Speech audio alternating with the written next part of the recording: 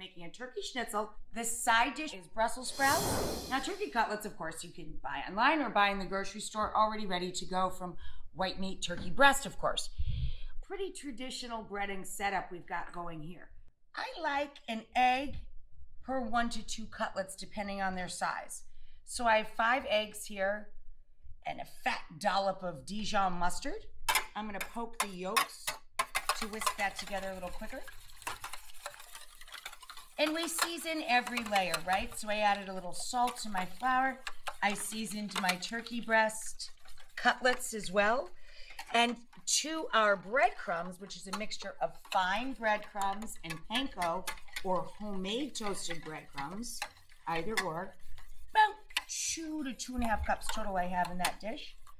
I seasoned those with good old poultry seasoning, Bell's poultry seasoning, a little white pepper, and some nutmeg. We're going to serve our turkey schnitzel or turkey cutlets with either store-bought lingonberry jam, or you can just make some cracked cranberry sauce. So I do about 2/3 to 3/4 of a cup of sugar to a cup of water.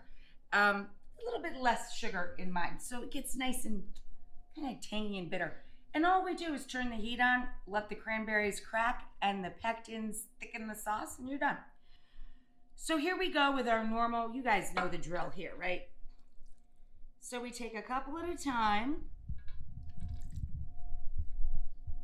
Dredge. Egg. Shaking off excess everywhere as we go. Okay. Then we pass through egg. Dry hand, wet hand, right? In case the phone rings. And then into our crumb mix. Okay, here are our gorgeous turkey schnitzel coming out of our neutral oil. So grapeseed, safflower, peanut, any oil that's light in color and light in flavor. We're going to move the schnitzel into the oven to keep it crisp and hot while we are making our Brussels sprouts. Over here is Brussels sprout world, okay? So we have some Brussels sprouts parboiled for a couple of minutes in salted water. Giving them a head start helps with the browning. And I don't get too fussy about it, but if you put mostly cut sides down over medium to medium-high heat, this time I'm using olive oil, a little salt and pepper. And always for me, whenever I make cabbage, no matter how tiny, as in this case, I add a little nutmeg. So we'll let these brown, and then we're going to transfer them to a little tray or plate. And now we're going to add to that some butter, and when it foams, we're going to add our apples and shallots. I use 3 small or 2 medium apples. I peeled them and chopped them, and 2 large shallots, or you could sub 1 small onion, of course.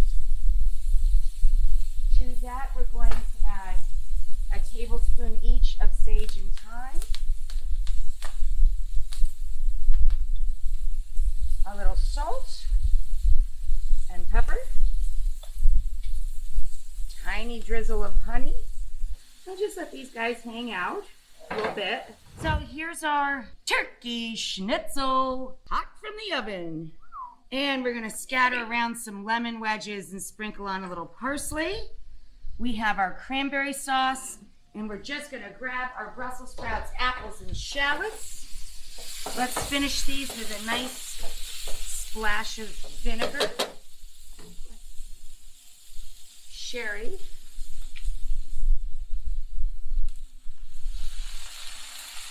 a couple of quick turns of the pan with the sherry,